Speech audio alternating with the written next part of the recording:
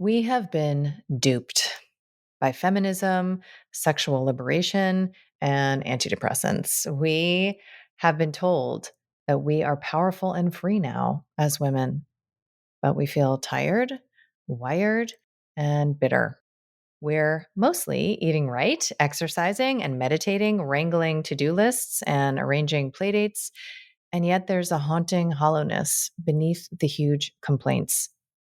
What if I told you that there is a huge storehouse, a reservoir of energy inside of you that has not been tapped, that you could feel light and pulsing, excited and alive in ways that a wellness lifestyle cannot deliver, that you could trust yourself, that the world could feel safe, and that unexpected and expected delights could start to illuminate your path.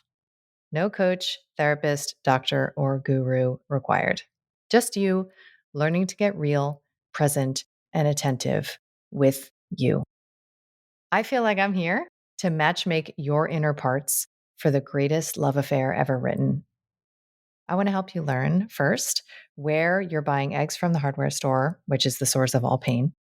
I want to help you master entering through the upset, which is the only spiritual practice you'll ever need, and to get real comfortable putting on your villain crown, which is, in my opinion, the key to true power.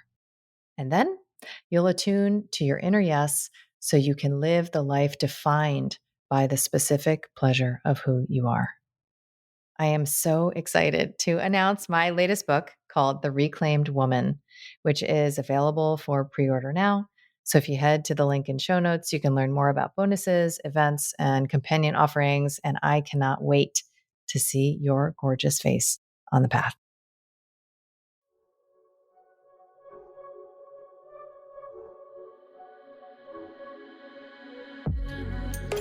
I'm Dr. Kelly Brogan. You may know me as a New York Times bestselling author of a book with an exploding pill on the cover, renegade psychiatrist, pole dancer, or honorary member of the Disinformation Dozen.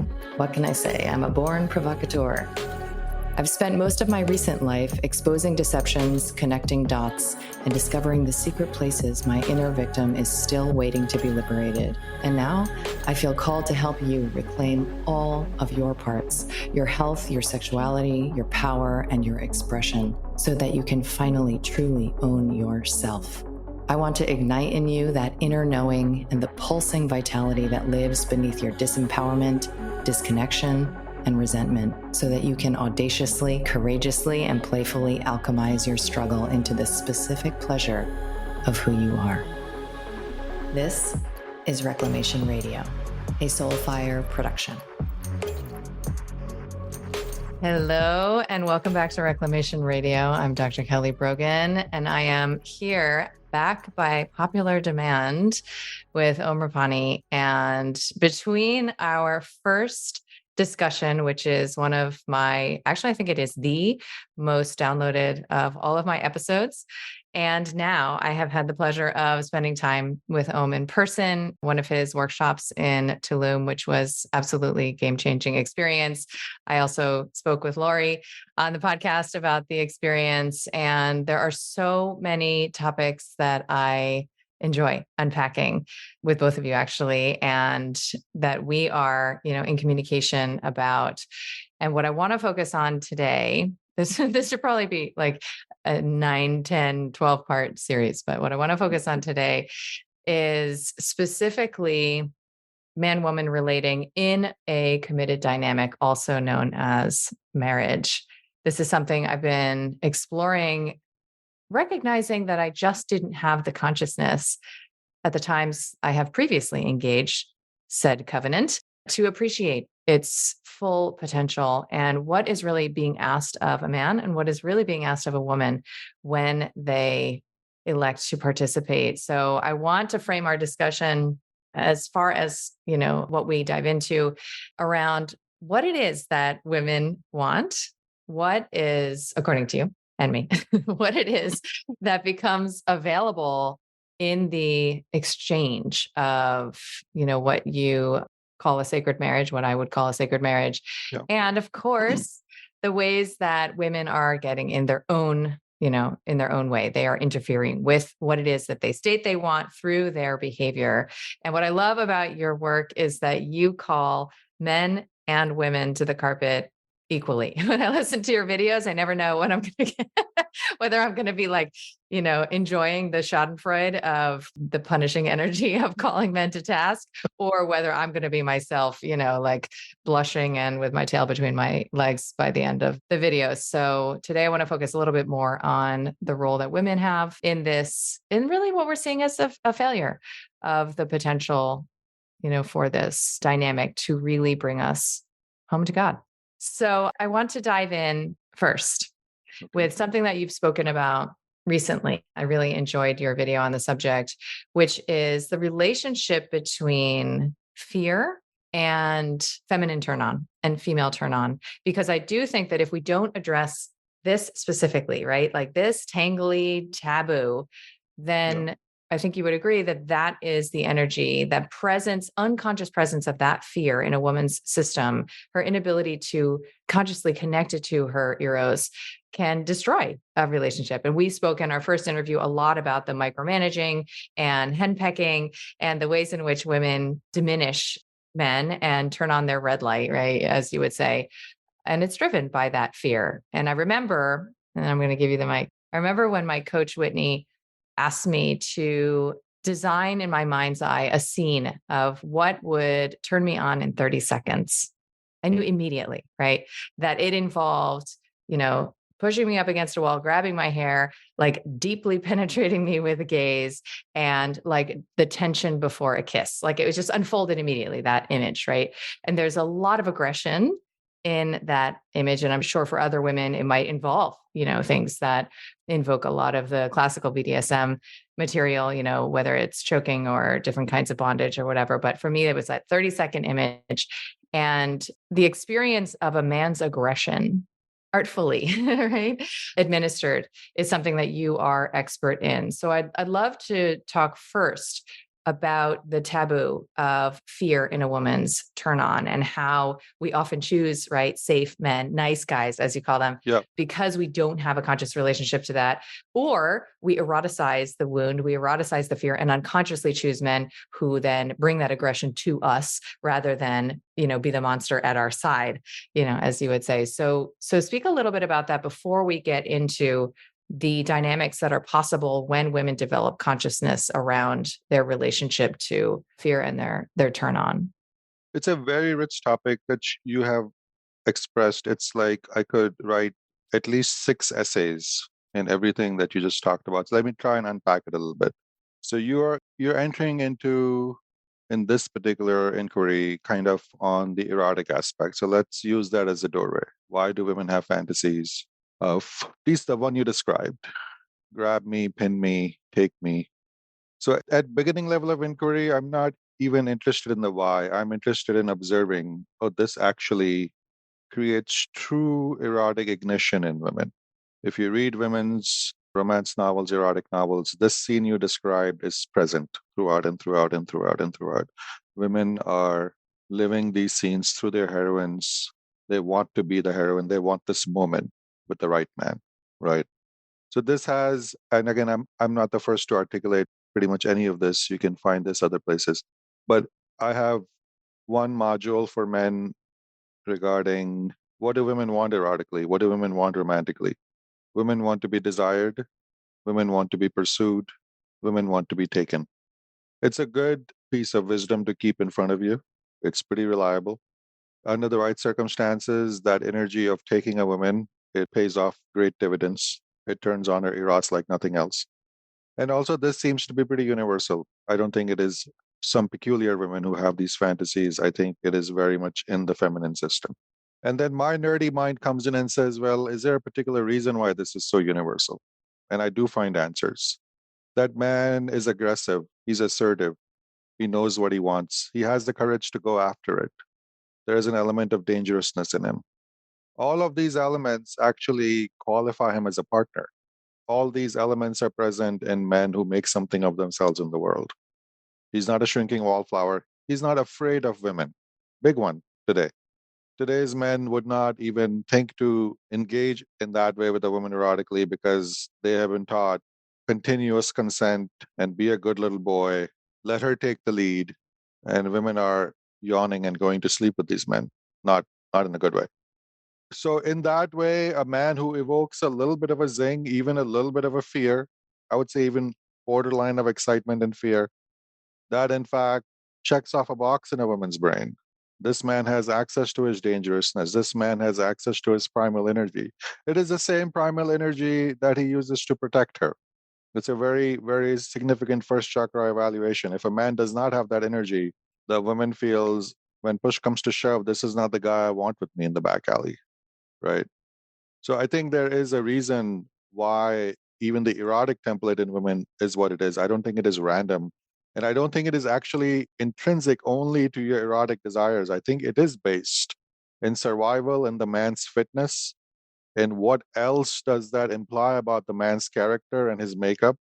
And usually, what works in the erotic zone is also makes him a better qualified partner, generally, his temperament, right? I find there's a logic why the eros works the way it works. You don't get turned on by weak men. You don't get turned on by men who you feel don't have access to their primal energy and they can't access their dangerousness. It doesn't turn on your eros and it doesn't make you feel secure to have this man as your partner in life, right? So I don't think the sexual desires are kinky. I think they're actually rather elegant that you get to firsthand in your eros test the man's energies. And women are very good at testing men's energies. You will feel it in your own system, that power, that strength, that access to his primality, right? Men can't fake it. And if they don't have it, you will feel it right away. So I think that's starting to unpack. I think there's a shadow aspect when you say, again, fear is a big word and it has many things that come out of it. So I think this is like a man who evokes good fear in a woman because he actually is dangerous. He has boundaries. He's assertive. He's not afraid to go after what he wants. And yet he's not violent, crazy, sociopathic, and a violator. We're never advocating for that. And I think women know that too. So within the container of consent, within knowing sanely that if I tell this man, please stop, he will stop, knowing that, feeling the man having access to all those parts of him is a turn on. And it should be, right? And I imagine that that energy is also a signifier for other qualifications that you've identified, right? Like one of which is a man who wants to know the truth, can handle the reflections of his own failure, and is non-defensive. And Yes. right. And another is the general competence, right? You talk about how women should pair with men who are better than them, Right. specifically at masculine proficiencies, but maybe in general. And obviously, coming out of waves of feminist entitlement, this is Yeah. a challenging We can concept. absolutely. Again, it's a very rich topic, but we can even explore the dark aspect of it one step further. It's good to be with a man who's scary enough that other men are scared of him. It's a turn on to women. To be with a man, when you walk into the room with him, you see other men going, you will see it in movies. They know how to capture these things. The gangster walks in with his girl and everybody parts ways. And the girl goes, that's status. That is acknowledgement. And even between men and men, now this man is not being sociopathic. He's just walking through. He's not hitting anybody. He's probably smiling, being gracious. But you can see in the other men, and that fear is inseparable from respect, acknowledgement of status. That is a very significant qualifier for men, and women have a very sharp radar. How do other men respond to this man? Right? If the other men are like walking all over your guy, doesn't bode well. We are both fans of Yellowstone, I believe. There are beautiful scenes in the bar when she is with her various men. And one of the ways you can see is how do other men respond to the men she's with in the bar, right? You know what I'm talking about in the show? Yes. And this hierarchical energy. Yeah. So all of that has an element of fear to it. And that's kind of inseparable from respect. And this healthy combination of fear and respect, I say, usually it should have come to us through the father energy. We should have feared our father a little bit. I think that and should have been an integral part of a respect and not in any kind of abusive way that the father was violent or unpredictable or abusive. It's just he was a man of substance. You did not cross him, you did not speak to him badly, and he deserved that respect. And I think it is great when a woman feels that way towards her own man. It's a healthy dynamic. We've spoken about how, even in our private conversations, how respect is the primary vector of bonding Yeah, with from woman to man, right? That is what women should be looking for in their potential partners and committed relationships is a man that they can thoroughly and completely yeah. respect. And yeah, go ahead. Again, my inquiry really, I am totally unbiased in my inquiries. I sit down and I observe what makes relationships work. I have seen relationships work where the woman has a lot more money than the man. I've seen them make it work. I've seen exceptions where the woman comes from money and the man does not have nearly as much money as her, and she's like, I don't care, I have the money, right? I've seen that work. I have seen marriages work where the eros is no longer a centerpiece. Either the couple is older or there are other things going on and it's not a primary thing, so they may not have a vibrant sex life. But I have never ever ever seen a great dynamic between a man and a woman where the woman was rolling her eyes at her man, where the woman was holding her man in contempt, where the woman thought her man was an idiot. Never, ever, ever once in my lifetime on this planet. I challenge anybody to find me one couple where the woman has absolutely no respect for her man and she's still just crazy about him. It sounds like an absurdity, right? So, yes, there are many metrics, and I would love for women to have multiple metrics. I would love for you to have a man who actually knows how to handle you sensually, right? But I have seen relationships work without the sensuality piece. I have seen relationships work where the woman has so much more provision herself because of family, money, and her own things than her man can provide. And I've seen those relationships work, loving, brilliant, dynamically. I have never seen a happy, healthy relationship where the woman looked down on her man, where the woman disrespected her man, ever. So I'm like, okay, well, let's start with this, as this is an indicator, right? How about that? This is observation. If you find exception to this, you tell me. I have a like what I think could be considered a viral, like million plus view video, the only one of my entire library of, yapping online. And it's about what happens when a woman loses respect for her man the moment that she senses that in her body. And it Yeah, could be for myriad reasons, right? It's extremely personal, although there are very universal vectors of respect, and how that is the first seed of infidelity, right? Of a man's infidelity. And I think it's popular because we know how essential yeah, respecting our man is. And there are so many ways to cultivate that and support that, when it was initially available. So you talk about, I pulled this from one of your courses. You talk about the exchange that is available when perhaps, that initial bond of respect is cemented in place. And you talk about a balanced exchange of a man's attention for a woman's enthusiasm. yeah, And I love that because just remembering for a woman to remember that her offering to her man is her enthusiasm is yeah, such a freeing imperative, right? If that's what I am here to provide, I'm not here to help. I'm not here to make things better. I'm maybe here to support, but really what is wanted is that energy. yeah, Then a beautiful covenant, can come yeah. online. And you have described what you call the seven chakra marriage, which of course could be, an entire workshop. I would love for you to paint a picture of what you know, what you believe, perhaps what you've seen, perhaps what you live is possible through this kind of dynamic, between a man and a woman. Right. As you say, it's a rich conversation, again, because we as human beings are so complex and there are so many ways that we can contribute to each other, and by contributing to each other, demonstrate our attractiveness. So there are many metrics, and I like the chakra system, so I like organizing things in that way. But I've mentioned to you that I am putting out a short free course, self-study course, which is based on the seven chakra marriage model. Only it only covers the first three chakras because I need to give people a crib sheet.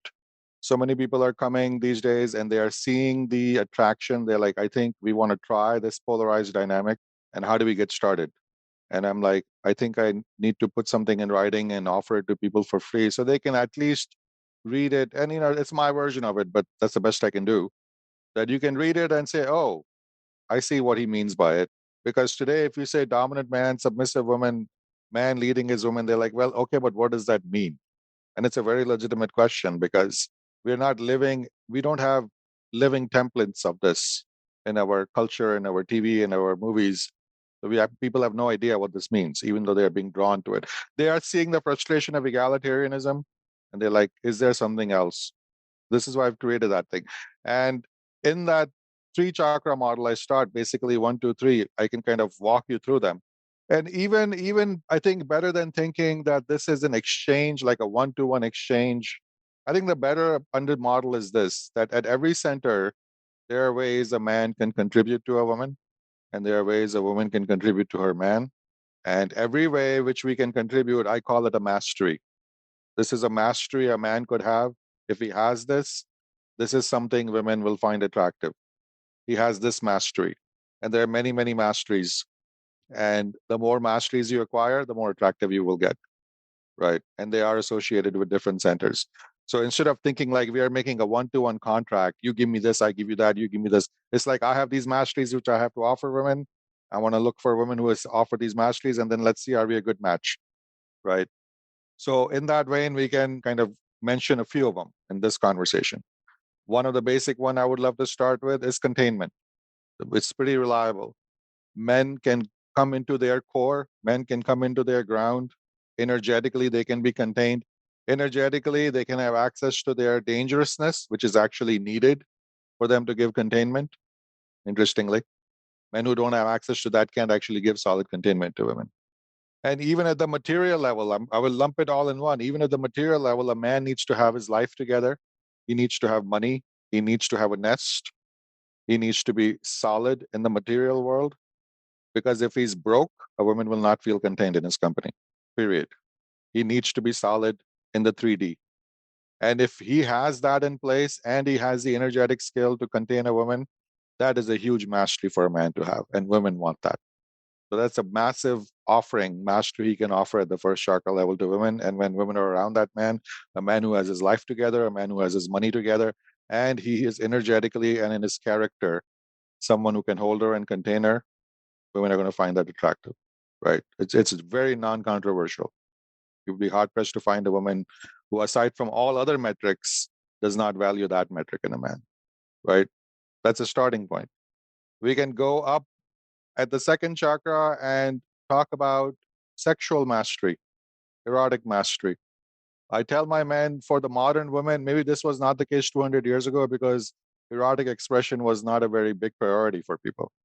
People were interested in surviving and having children and just surviving and surviving and surviving and having children and hoping the children survived.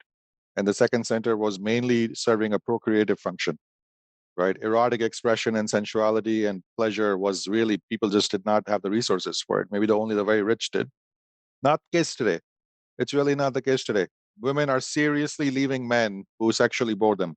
It's a deal breaker. Why? Because our first chakra is relaxed, because women have their own money and women want pleasure. Women want that connection. Women actually want erotic journeys. And this is a great mastery to acquire. This should be an easy sell to people. Men, please learn to handle your women's bodies. This should not be a hard sell, but many men are still not really stepping up to it. You've been in my classes and you know the complaints. You've made them yourself. Like, please, God, send me men who know what to do with a woman's body, and I'm with you. It's a very important factor. It's a very, very pleasurable mastery to acquire, but it is a mastery. As you know, even in a classroom when you're doing PG exercises, if the man doesn't have it, it's like, get away from me, right? That's not a man you're going to lean into. That's not a man you're going to bond with. That's not a man you're going to be thinking about when the date is over, right? That's an important piece. And at the third chakra level, I would say be a man who commands respect. Again, make something of yourself. Have solid boundaries, have strong values, and command respect from men and from women. And if you evoke that response in a woman, like this is a man of substance, I would be proud to be seen with him. That's a huge attractor. Is integrity of word in that Absolutely. Part of your containment. You can't be a liar and give containment to a woman. or follow? You can't violate her trust and provide containment. You can't be inconsistent and provide containment. It's all part of the same thing. Many men say, well, I provided her containment last week. Why can't I be in breakdown this week? I'm like, it just doesn't work that way. That's not the energetic contract. I provide her containment 3 days of the week. She provides me containment 3 days of the week. I'm like, no woman wants that contract. They don't. They just don't. Right? Your woman will give you containment once a year when you've had a death in the family.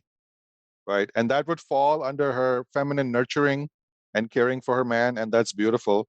But even that should be really short lived, truly. If you get knocked down and you don't get up, that pussy will dry up.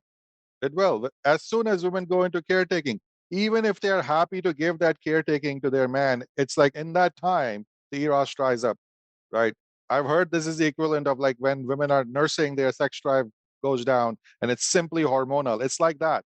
Nothing wrong with being a mother, but it's like in this period, expect the eros to fall off. While you're caretaking your man, it may be necessary, it may be part of your love, but generally the eros will fall off. And that's a very strong indicator. Caretaking and eros, they're like seesaws. They don't work. And if men is seeking containment from their women, it's absolutely disastrous. And that's what the nice guy is seeking. That's what the mama's boys are seeking. That's what the unindividuated man is seeking if he is not individuated from his mother. He's seeking that maternal energy from his wife, and the wife's like, not really, don't want to give it. And on this subject, you've distinguished helpfully for me and other women that service, right? That devotional service, Yeah, some of us may confuse that with helping and with caretaking and yeah, support. And you invoked, the sort of master slave energies. And that was yeah. helpful to me rather than the mother son. I'm not against the word help. Helping is fine. I love the term that comes straight from the Bible. Be a helpmate to your man. I actually think that's a good marker. But that is energetically, it's not caretaking energy, it's not mothering energy, it is not giving your man containment.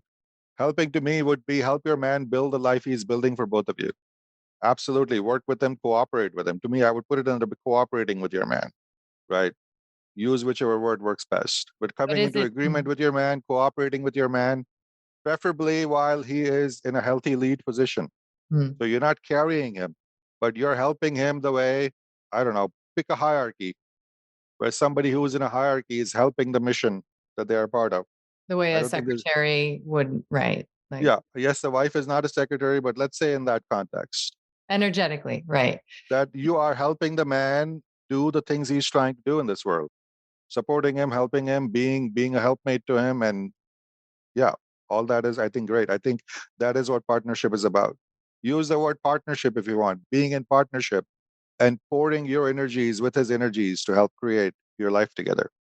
I think we are here to contribute to each other, but that does not mean carrying him or mothering him in any way.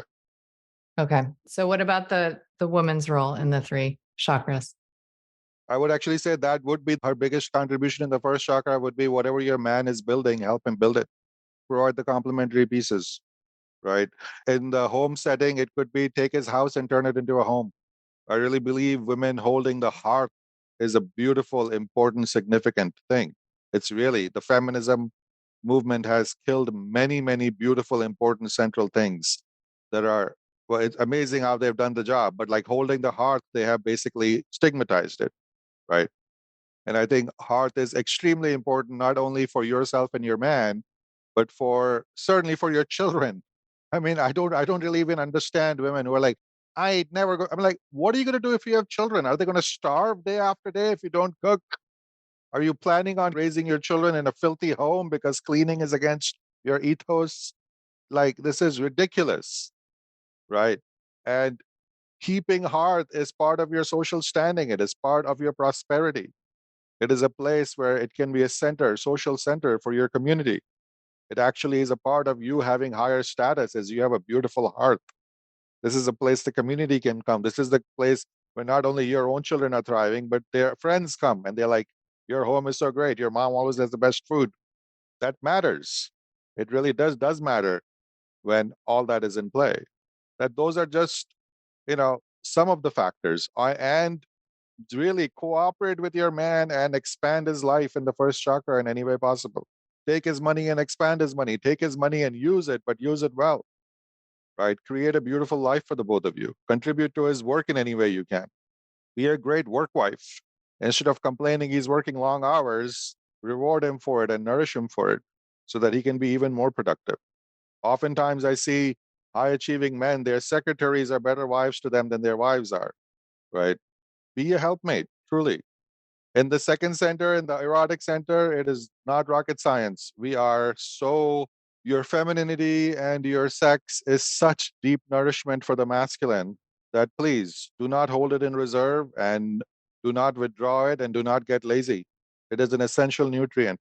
Keep yourself buzzing, keep yourself beautiful, keep yourself embodied in your feminine, and keep those channels open. And that can be such a vibrant way to create intimacy, to nourish your man, to nourish yourself, to keep that buzz going between the two of you, of a man who knows how to handle as a woman and his woman who's like basically pouring her femininity and her sensuality on her man day after day.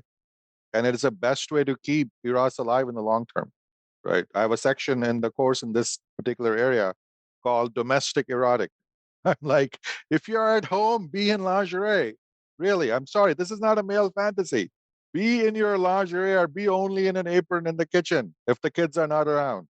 You want to know how to create a great sex life? That's how you create a great sex life. It doesn't happen in the bedroom at 9:30 p.m. It happens in coming to your man in lingerie in the morning, holding his cappuccino in two hands and bending over and serving it to him. You want a fun, playful life? That's how you create it. Create it from the morning onwards.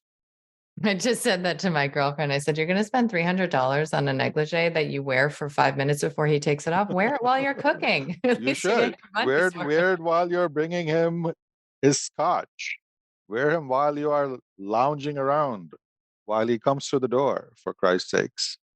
Your sensuality, your femininity is such deep nourishment to men. It isn't even about having sex, sex, sex. It's about like, oh God. For him to just look at you and it's like a hit of nourishment. It's like just a wave of stress relief can happen. It is so rich and nourishing and resetting. And it's so much fun, right? Long term couples are always whining. There is no fun left. It's all domesticity. It's really up to you. And I really put that on the feminine. It's like the feminine is the keeper of that erotic energy. And the men are always open to receiving it, right? And that's a life you have to create. This is again where people who do BDSM shine because they create strict protocols for the submissives because they want to have this, right? Submissive gets specific instructions when you walk through the door. This is how you will be dressed. This is how you will greet me. This is the posture you will be in. And there's tremendous erotic tension in that, right? The best I can do for married couples is turn them into doms and subs, right? This is an interesting topic I've discovered, which I'm articulating. Sex does not live in the wife archetype for women. Now, this may sound strange to people at first when they hear it first, but I'm like, there's a reason women find their way to BDSM is because they realize my sex actually lives in the submissive woman archetype.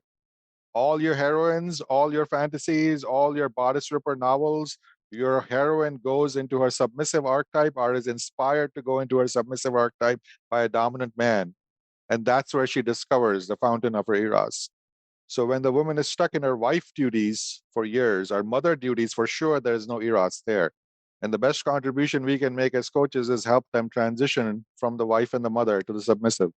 And that's where the eros flourishes, right? And having these domestic setups and initiatives is really an opportunity for a woman to make room for her submissive woman archetype, where her eros lives, right? If she's stuck in the mother archetype, for sure she will not have access to her eros. Sex does not live in the mother archetype. And interestingly, it doesn't even live in the wife archetype. Wife is a partnership archetype. It is brilliant. It is very important. It is where lives are built together, right? But it does not hold the eros piece. It does not hold sexual surrender, right?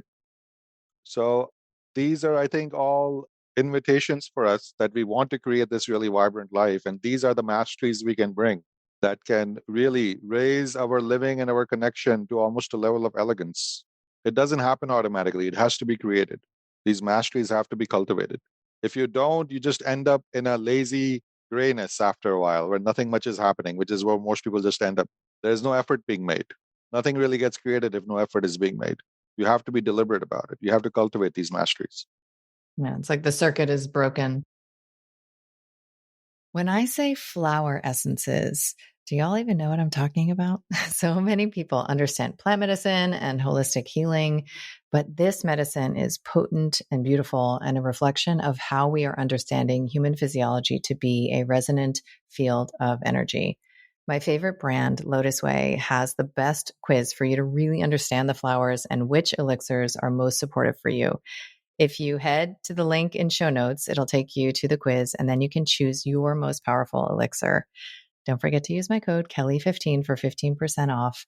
And in case you're curious, I'm a divine truth and luscious embodiment kind of gal. Have fun. I want to dive a little bit more into these archetypes that you brought up because I find it personally extremely helpful to organize the intentional expression of my energy as a woman through these archetypes. And I have talked about how the presentation of the wrong archetype, if you will, at a given time and in a given context, particularly when what you're interested in is, committed sacred union, can result in the either the sabotage of that dynamic's potential or just not attracting it to begin with. And you speak a lot about how we get in our way as women. I'm going to lift this sentence from an email that you wrote me because it's hilarious. So you're right. The way that women say they want a certain thing and then do something that is entirely at odds with securing exactly what they say they want. So you say, it's the equivalent of a gardener attempting to tend his plants by pouring gasoline over them instead of water and then running over them with a bulldozer instead of carefully pruning them and then setting the whole thing on fire and then standing around and wondering why the flowers are not coming out. Right. So apparently this is what we're doing, women, in our expressions. And you've talked about the girlfriend archetype and the wife archetype. In one of your pieces, you talked about, the fabulous woman, which may be, paired with the girlfriend archetype, the fabulous woman archetype.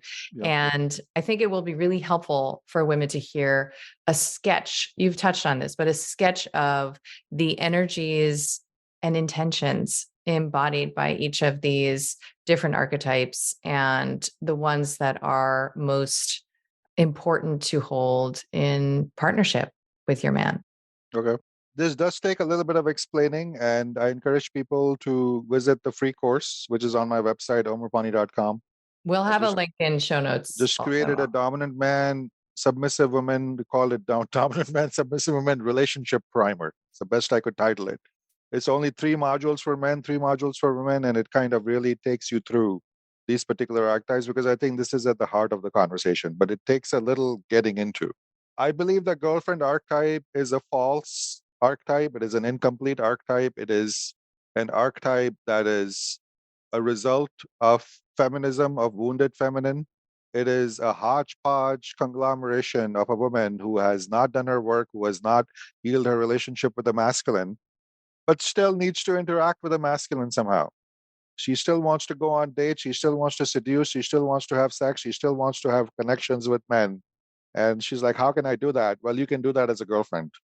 And this is obviously not an exceptional action on the part of women. This is universal at this point. The world is filled with girlfriends, and there is nowhere a wife in sight. And I know that sounds like a bit of an outlandish assertion, but it is what I am observing. You can read through my modules and feel them out for yourself. I don't believe the girlfriend is interested in bonding. I don't believe the girlfriend energy, when the girlfriend energy, the woman actually ever gives herself to a man. It's a temporary connection by its very energetic configuration.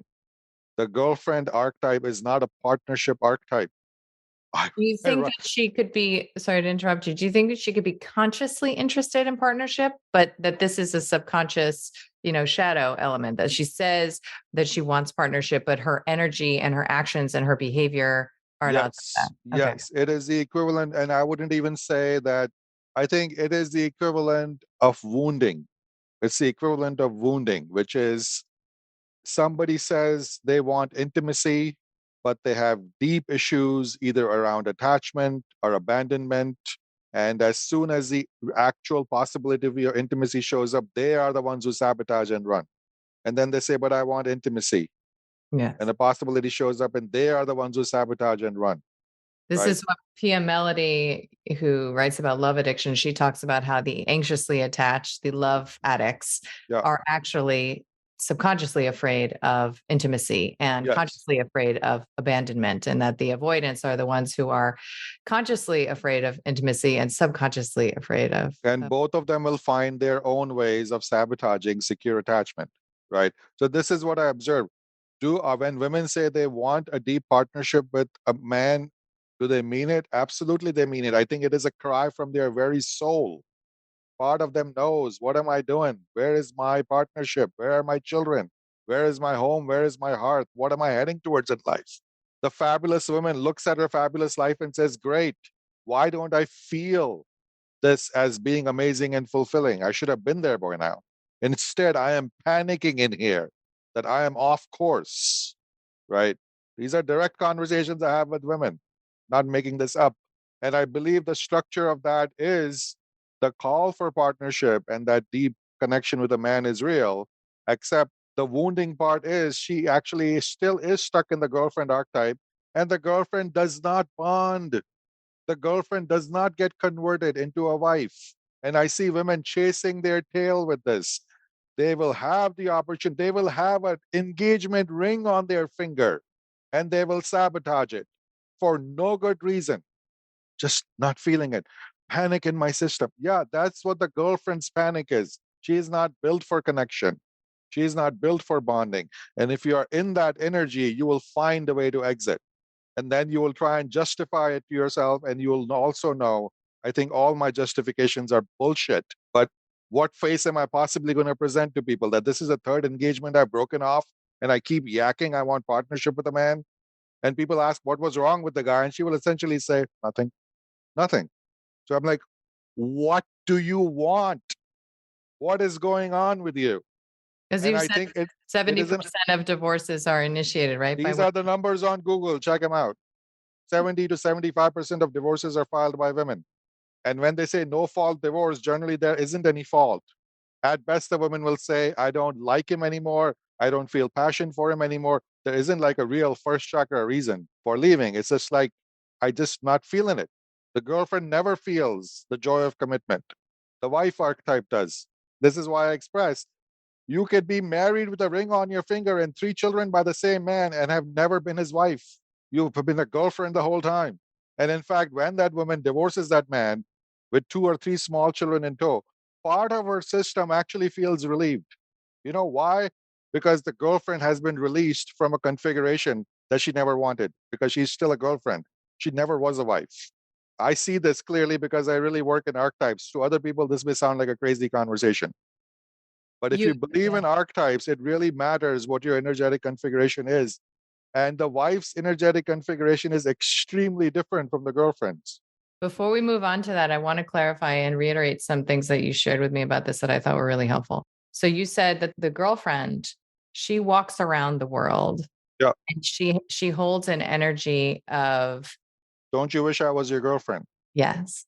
So it's a tease. It's a teasing energy because subconsciously she's actually afraid of that. It's a third chakra energy. It is an esteem energy. She is constantly seeking her value. This is why it's wounded. It is all about me and myself. So I write in one of my modules, you see eyes on you on the street, the beacon you're sending out, don't you wish I was your girlfriend? You see a coworker staring at your cleavage, the beacon you send out is, don't you wish I was your girlfriend? You're walking home, leaving your office, and passing the janitor in the hallway, the elderly man, and you say hello and good night to him. Believe it or not, even then you're beaming, don't you wish I was your girlfriend? I try this out for yourself. Maybe I'm completely nuts. I have no idea what I'm talking about. But that's the beacon of the girlfriend archetype. And she is beaming that at every man she encounters. And I call it the auditioning energy. She's Mhm. auditioning herself to every man she encounters, and she's auditioning every man to herself. She's like a diligent actor who goes to auditions every single day and never lands a part, because auditioning is where she lives. And in that energy, she hops men very easily and readily. In fact, that feels natural. She doesn't expect these relationships to last. I don't care what women say. I believe there's a relief the girlfriend feels when she hops from one man to the next. I think that is her natural movement. And you're also saying it's possible to remain in this wounded archetype in the setting of seeming commitment, You right? can. So when you say that the girlfriend does not give herself, she actually does not offer herself fully to She her doesn't. man. And then there's a woman who said, well, what do you mean? I've had his kids, I've been married. You're talking about a kind of a level of commitment Yeah. that is devotional in nature, that is comprehensively offered, right? So It maybe is. that leads It us is. to And I the would point. say it's not even like the girlfriend is at a low level and the wife is at a high level. I think these are different energetic configurations. And yes, they have different characteristics, but I don't think the girlfriend ever graduates to a wife. They're just entirely different. And in that line, yes, the wife archetype is interested in building with her man, but it is not a time determined archetype. A wife is a wife on the first date. Just as a girlfriend can be a girlfriend even after a 10-year marriage, a wife is a wife walking down the street without any relationship in sight. It is who she is, right? And this needs to be understood. This is, I think, it is has many layers and it has to do with many ways we are living incorrectly in society, because that energy of the wife extends beyond her man. It certainly applies to her man, but being a helpmate to her own children, to her man, is one step of it. Beyond that, she's a helpmate to her village. It's a completely different energy. It is not a nuclear family, cellophane, personal wrapped life energy, right? It is the life in which we build our community, our family, through which is in our community, which is in our village, and it extends to our social fabric. And the wife is an absolutely integral part of creating that fabric. Girlfriend isn't. The girlfriend comes and she hops herself in front of a man she finds attractive today. And if anything goes wrong here, she exits and hops herself in front of another man till this game starts to look not very sane. And it has a diminishing return as the woman ages, right? This is an exercise that's not in the primer, it's in the main course. But I offer this exercise to women, right? Say your name, close your eyes as a woman, say your name, because, and really listen to the energetic hit in your system when you say your name, because it registers as your home. Say your name like Kelly and say, I am, you're a mother, right? Yes. Say, Kelly, I am a mother, and see how truly that resonates in your system, because it's a true archetype. And you can use that for other true archetype, like you're a daughter, might be a sister. And then say, I'm a girlfriend, and see how that rings in your system. You're likely to find a little cringe in it. Past the age of 14, 15, you're not supposed to be a girlfriend. The girlfriend archetype was supposed to be like a courtship rehearsal archetype, preparing you for bonding with a man. It was just a dress rehearsal, just stepping into the role of true bonding. A 30-year-old woman, a 35-year-old woman, a 40-year-old woman calling herself a girlfriend, feel into it and you will know I feel ridiculous calling myself a girlfriend. The archetype rings false in your ears, in your chest. It's like, I don't think I'm supposed to be a girlfriend at this age. And I think that's because the archetype is false. It's a mismatch. It's an archetype that actually doesn't even evolve. Interestingly, the woman whose girlfriend at 20 is actually doing the same things that a woman whose girlfriend at 40 is doing. The archetype doesn't evolve. She's playing the same game, An right? arrested development. Yeah. It's an arrested development because the archetype isn't real, right? I hate, I don't want to, in a very facile way, compare things to NPD, but I find parallels. This is the same structure that people with narcissistic personality disorder have. That's why they never evolve. That's why they can never self reflect. That's why when you encounter them 10 years later, it's like no time has passed because their entire persona is false. They have a false identity. So I think these energetic configurations are not just theoretical. People with NPD have had to create a false persona early on in childhood, and they live in that, and they can't destroy it because underneath that is an abyss that they're terrified of. But one characteristic of this, and even therapists will tell you this, is they simply don't change. They don't change. You can show them the dead bodies they have left behind them, and any emotional process like remorse, like guilt, like self reflection, that to a normal human being would cause turmoil and cause us to change. Like, I can't be this person, I must change. They will find a way to get rid of it. This essentially is the process of gaslighting. They gaslight themselves on what their reality is so that they can maintain the identity. And any archetype that doesn't change, it is a false persona. And I see this parallel in women sometimes these days. And it is wrapped up in a very innocuous container called the girlfriend, which I don't think is a real archetype. It really is a wounded package in which women function. It is allows the woman who disrespects men, thinks men are toxic, to still go out on Friday night and get a date and get laid and wake up on Sunday morning and say men are horrible, men are toxic. That makes sense to the girlfriend, the way things make sense to a narcissist. They don't see the contradictions, right?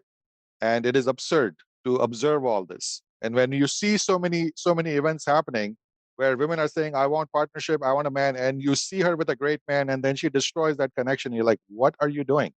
It's here. It was served to you on a platter. Why can't you bond with a man and start your journey and be his helpmate and let him take care of you, give you containment, and build this life together? It's in the wrong archetype. It won't work. Try it out for yourself. I don't know how this is landing on you. I know some of the ideas may sound a little weird to people. No, People here's are what not I'm used to thinking thinking. in those terms. Yeah, I think this is very helpful. And, even in conventional psychiatry, a lot of what you're describing would be considered rather than narcissist when they land in a woman's body, it's a borderline personality construct, a lot of these Yeah. patterns. And they stem, yeah, I'm from. speaking as a layperson. I'm not a No, no, therapist. I don't have any sure. degrees, I mean, I don't but subscribe I have to. encountered enough narcissists that I have to study it just as a layperson. Yeah, it's And pattern I'm recognition. seeing this structure. I'm like, well, this is fascinating. That this is also what the therapists describe on why narcissists don't change. Because usually therapists are not that quick to give up on people. But with narcissists, therapists just wave the white flag. They're like, leave them alone. We can't help them. I'm like, wow, that's unusual, right? And the only way you can get through to them if they decompensate, if they actually give up the false identity, which is difficult to do. What I'm seeing is, and this may be a dichotomy that I see and you don't, but is the girlfriend, woundology, let's say, and then the mother archetype, because a lot of what I, help women with and myself is maturing and healing and integrating this rescuer impulse, right? Where the victim triangle, this sort of covert victim consciousness that lives in the rescuer that says, I will, it's codependency, right? That I will Yeah. give you this, but I'm expecting that, that's how I can achieve what it is that I'm unwilling or unable to ask for directly. And a lot of that ends up relationally looking like mothering, right? This shadow mothering that you talk about. Yeah. That is not erotic. And so I think a lot of us experience this, I will remain in my woundology, or maybe I will, help my man out and I'll, make sure that I help him to be a better man, right? But really a lot of what, Yeah. Laura Doyle talks about and Yeah. wife is like how that is actually fear driven and it doesn't result in the kind of union, certainly not the polarity that you're interested in. And what you're positing is this archetype, the wife archetype, Yeah. that is compatible with the choice to commit and bond. That is Yes. the archetype primarily. And there are others, the submissive archetype and others that you can invoke at will. So, how would you describe the wife archetype as being distinct from the mother, from the girlfriend? So this is again actually connects to the very first point we talked about on fear. I was about to tell you about the shadow of fear, but we never went there. So this is why, in one word, control. Girlfriend wants to control. The wounded feminine wants to control. The woman who's afraid of the masculine wants only way she can have her way with the man is to control. She's not interested in surrendering. She's not interested in showing up in good faith and saying we have to work together, which is in fact the entire home of the wife. We are in this together. I don't want to control you. I need you to lead me. I need to see your strength day and night. If I see you drop your strength, that will piss me off. I'm counting on you to be strong. I'm counting on you that you will remain a man I can keep looking up to and trust. That's the wife's demand. She's not without demands. She's like, I need you to hold up your end. So it's not like she's just showing up without any parameters. But her parameter is I am showing up in good faith. I am showing up to cooperate with you. And just as I am giving all of myself to you, I have expectations from you. For starters, I am choosing you because today you're a man I respect. Remain that man. This is not unconditional love. If you lose my respect, if you turn into some other man, if you lose your job, if you become a drunkard, if you start acting like a man, I don't want to be seen with it. I will leave your ass and go find another husband. So this is a two-way contract, right? But she is interested in a win-win game. And we are building this together. She's not interested in controlling him. She is interested in showing up in good faith and contributing, building something together. Whereas a woman who is not really in a place where she can offer that to a man, but she still needs men. She's not happy with being a lesbian and saying, I'm just leaving men alone. Like, no, no, no. I need men. I may even want their resources. I certainly want to have sex with them, but I really don't want to show up in good faith. So what am I going to do? I'm going to control. So that was the dark side of the fear. If a wounded feminine fears that male aggression, she will try to control it, right? And it's a very different energy. So if you want to know what kind of woman inspires a man, right? Women are always complaining, men are commitment phobes, men don't want to commit to women. I'll really make this easy for you. When a man feels the wife energy on the other side, he commits to that woman quickly, rapidly, and out of self interest. He doesn't do it because he's being a good man or he's doing his woman any favors. He's going after that woman the way Apple will go after some top coder in the world. It is completely selfish. I need you. I can already feel being with you. My life is better with you. You're already contributing so much to my life. Oh my God, what can I give you so that you will have me? So that your masteries, you will choose to pour them on me, right? Just as in the business world, please come work for us. What can we do to sweeten the deal? Your genius, come pour it on our projects. It is an entirely self interested decision. And men who are building their lives, they don't need to be convinced to go and grab the wives and say, please be mine, right? It is nonsense. If the man is hesitating, it's because he's not seeing a wife here. He is not seeing the contribution this woman is making to his life. And he's like, she's asking for all this commitment. I may do it to keep her happy. I'm not seeing the upside in it. He's not seeing the partnership. When men see that partnership possibility because the woman is already contributing to him, he's like, with this woman, my life is bigger and better. His commitment to her is based entirely in self interest, in a healthy self interest, right?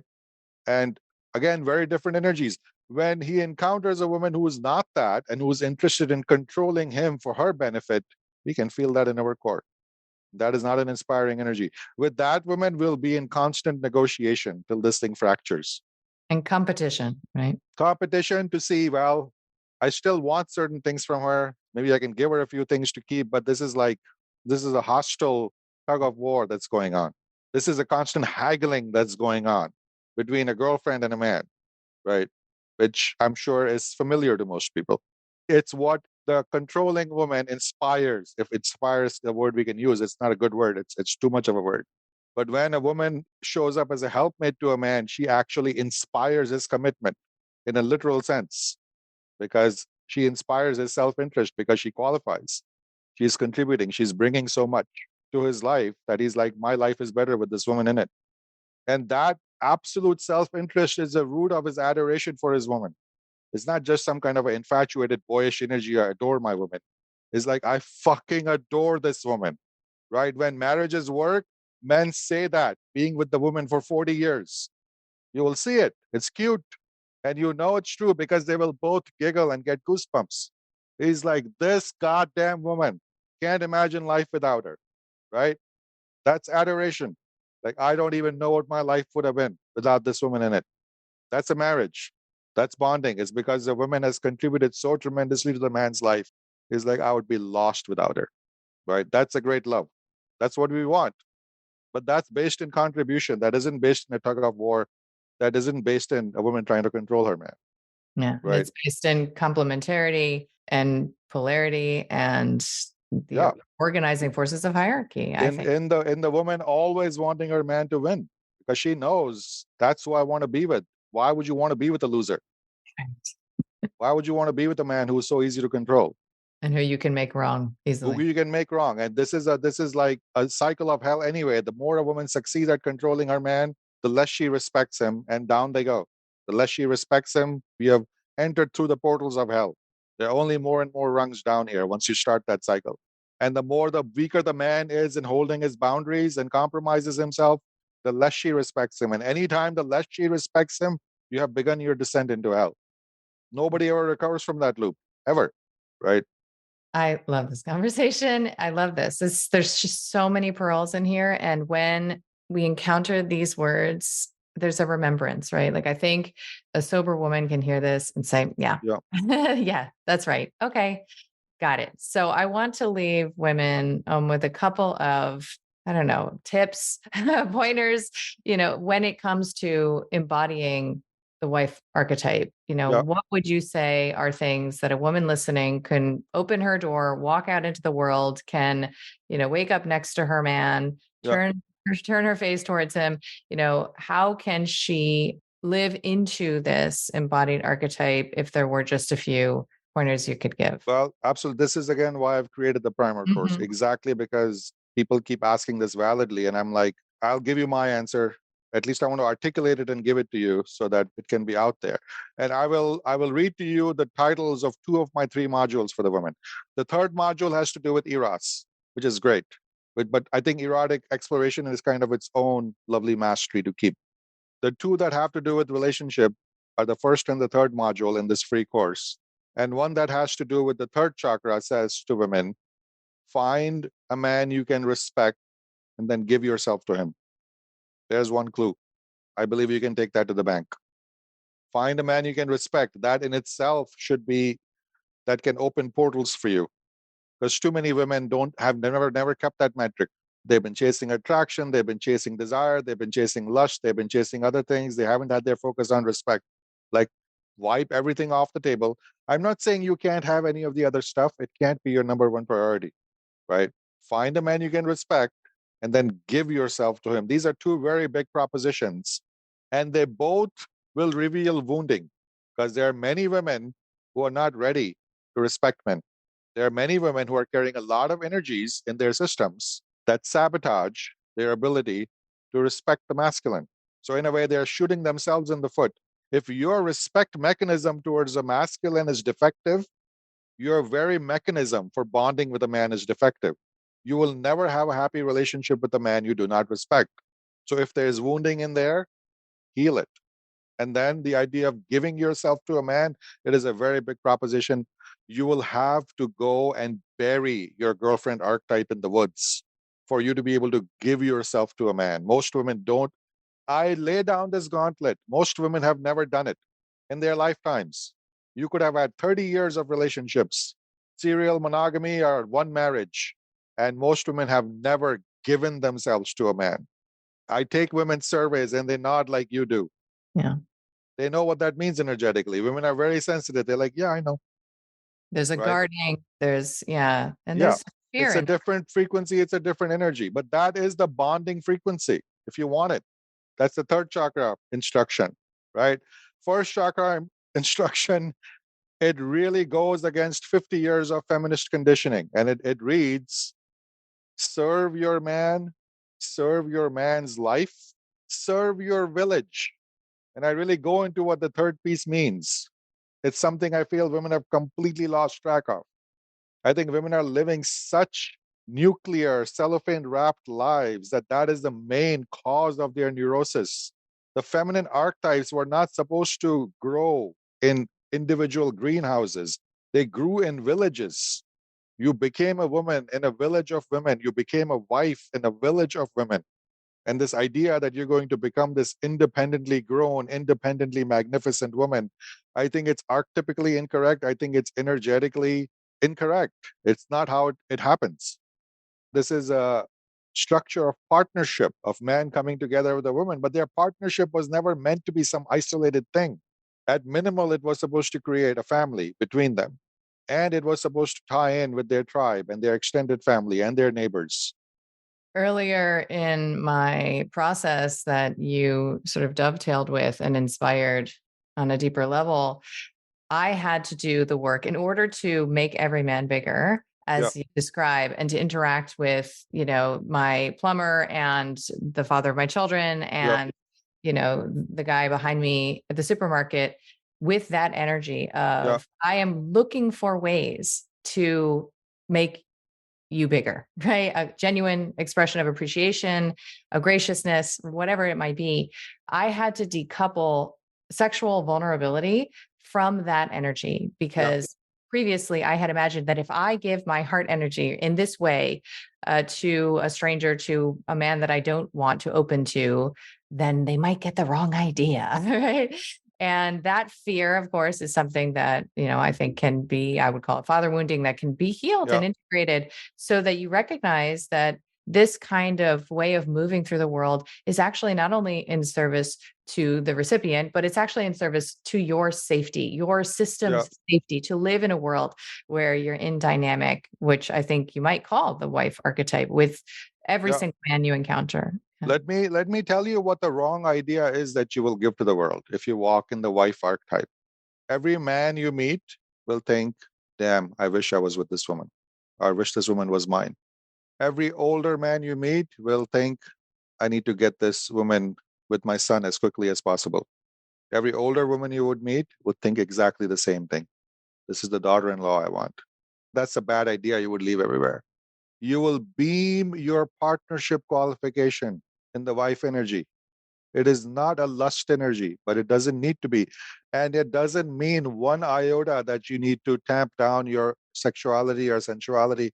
It's just, it's a different frequency. The girlfriend leads with her sexual energy. The wife really doesn't. Doesn't mean the wife can't be sexier, hotter, more erotically expressed than the girlfriend. It's not her calling card. She doesn't dangle her sexuality in front. She's like, this sexuality is here for my man to bear his children and to thrill him day and night and to bring him his morning coffee in my lingerie while I press my boobs into his face to wish him good morning. It is not an asexual archetype, right? But it leads with the partnership piece. I am here ready to partner and have qualifications. I am a great partner.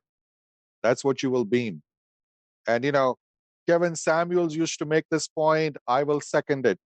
He had different language for it. But when a woman is in that energy, they get swept off the shelf and off the market. Men are like, oh my God, engaged and married in 3 months. Be mine before somebody else catches you, right? Their partnership beacons goes off like, I found one. I found a wife. I found a woman I can feel as my partner, my helpmate, somebody I can build a life with. That same man, he may be very urban and accomplished and good income, and he can be a catch to the girlfriend. And he probably has scores of girlfriends. He can dial up 3, 4 rotation per week. None of them fulfill that criteria. And he knows you're going to stay in my girlfriend rotation. I enjoy you, right? But as I write in the module, I hope you find it funny and not obnoxious, but I'm like, the girlfriend is good for two things, which is sex and brunch. A little bit of reliable sex and a little bit of companionship. And it is a model that has been championed. All your 4 women on Sex and the City, they're sex and brunch gals. They're girlfriends. There's not a wife among them. It's a model that has been sold as the fabulous women, the sex and brunch gal. That has been sold to you as independence and empowerment.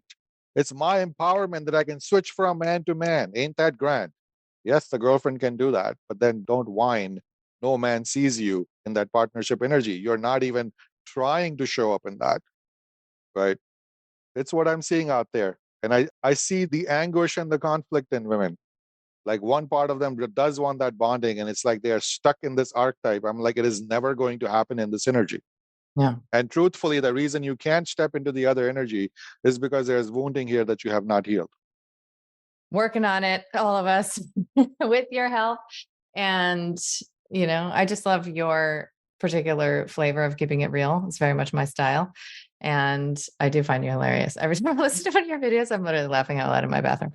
So, this, I feel, first of all, I want to say, like, you're welcome to the women listening, because I think that this is such an important point of clarification that gets lost in a lot of the covert service. You talk about this, the way that coaches and so many people out there really serve the pain body. I would call it, Yep. the victim consciousness of women who are arrested in that space. And you've given it a name.